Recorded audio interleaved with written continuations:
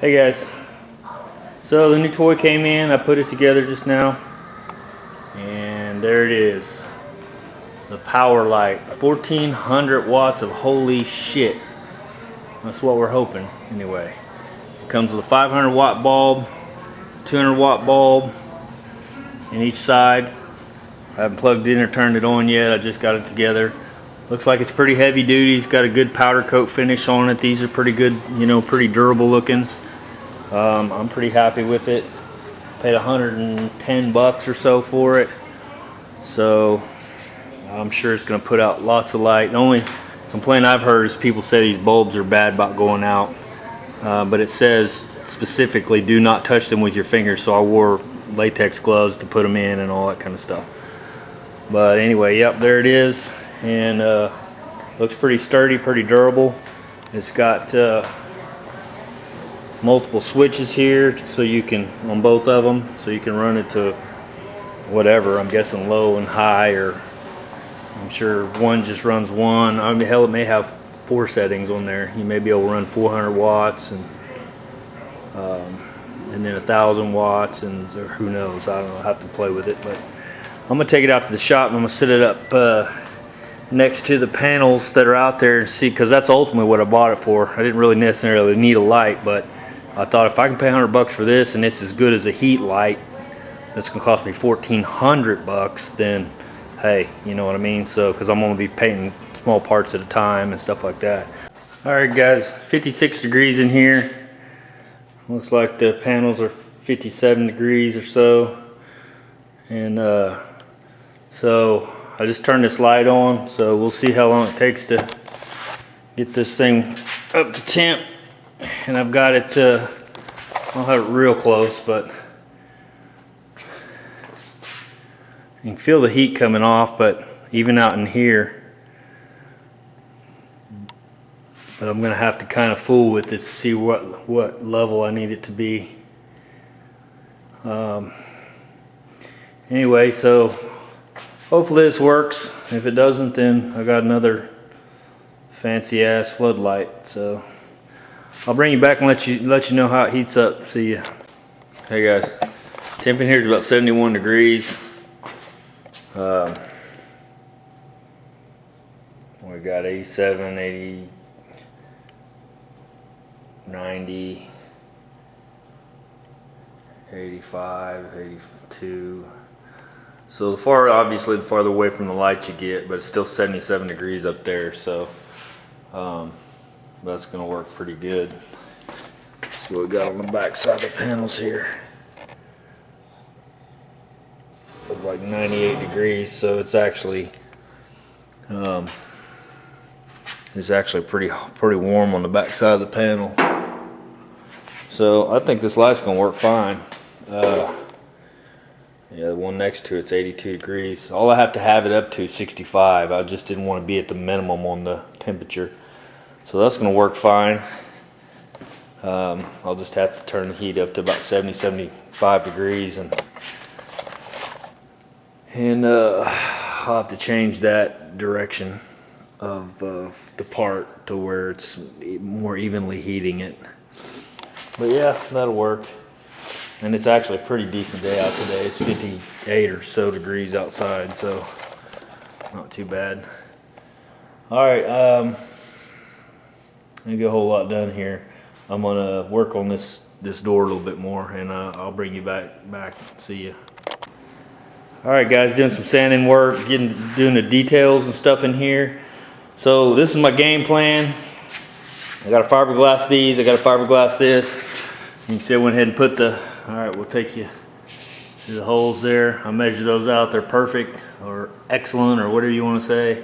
They're right where they need to be, right size, the whole deal. That'll work out good. So I'm gonna fiberglass these welds a little bit here, and probably run some fiberglass, either that or some seam. So probably put some fiberglass in here on the back side of this, knock it down just to get down in the grooves and stuff. Back of that keyhole up in there.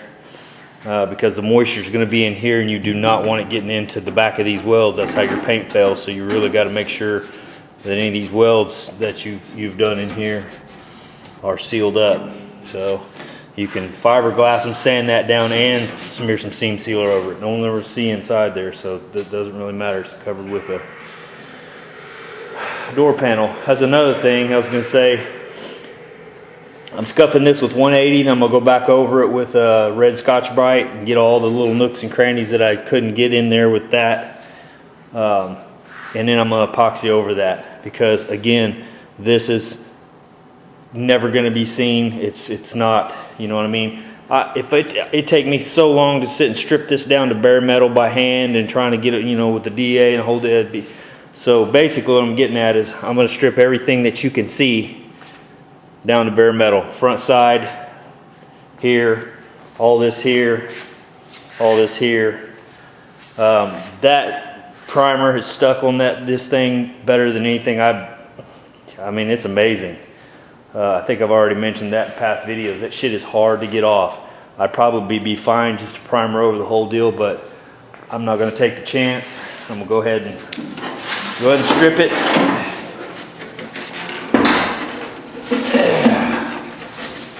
Alright. You can kind of see there I've done my sand work. There's all my body work. A little bit of metal work here, taking out these dents here. Those might look a little high, but they're not. I've actually pinged these down a little bit, so they're good. I've run a straight edge over that and make sure it was all nice and smooth. I'll have to fiberglass these. So when I do all this fiberglass, and I'll probably do all this at once, I'll do me a wipe over this till it gets down into the pits and stuff like that. Yeah, I haven't got this little area here yet, no big deal. The rest of this was really nice, really fairly straight. Felt pretty good. So I'm pretty damn close on this one. Like I said, I just got to take a 400 Scotch-Brite and go over it, make sure I get all the nooks and crannies, blow it out real good, and then I'll be ready to epoxy prime it. So, yeah. Also, I mentioned this multiple times before too, I'm sure.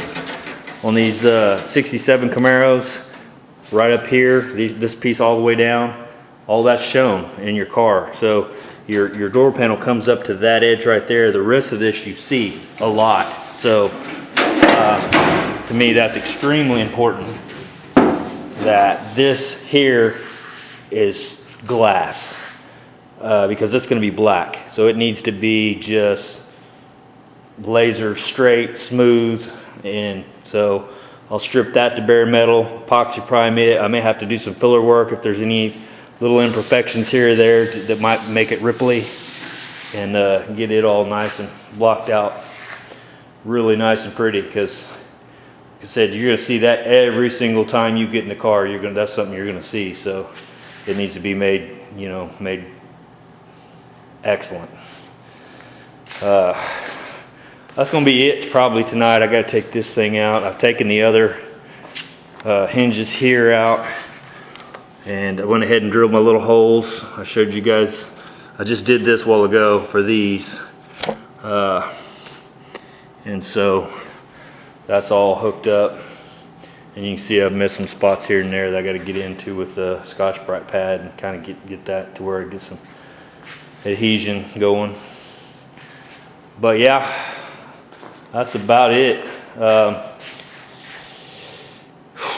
Everything seems to turned out pretty good. That'll disappear with my epoxy. You'll never know that was ever there. So yeah, this is, I've got to strip these down to metal. I'll probably just scuff the back sides of these with the Scotch-Brite pad and epoxy. Like I said, the parts of the metal, the parts of the car that you're going to see constantly, those are going to be ripped to metal. But yeah, back up in here, that EDP, that stuff's on there really good. I'll make sure I go over it and check, make sure there's no fingerprint rusty spots or whatever, but I'll clean that up real good and scuff it up to where, and shoot some epoxy over the backside of that. I don't know if everybody epoxies the back sides of their fenders or if they just leave them in EDP. I don't know, but that's what I'm planning on doing. This is pretty well done. I've got to strip it down. Obviously, do the same thing I'm doing to the door on the other side. Get it all scuffed up good. So it's already had all the metal work done on it. You guys have seen that. Any dents taken out of it. So literally, I've got the top in this door to do a little bit more sanding and body work. I'll have to do a few dent removal on that. And I'm pretty much there. It's going to be time to start priming and blocking. So yeah. And that's where the work really begins. So also in here, I'll have to obviously sand all that down nice and smooth. That's something you're going to see every time you get in the car. So it needs to be really nice. I'll finish that up in probably 500, 600 grit, and then I'll blast some gloss black over that. Same with those rails all the way up, all the way through the back. All that's got to be really nice. So dash, same way. You're gonna see that all the time. There's a pad right here, I think, but I don't think it covers up in here. So, all right, guys, I'm gonna take my wife out tonight, so I'm gonna go and get ready. I didn't spend a whole lot of time out here, but I got some stuff done, and that's good, chipping away. So you can see it's a lot brighter orange than the rest of it's all scuffed up. So, all right, I'll talk to you guys next time. See you.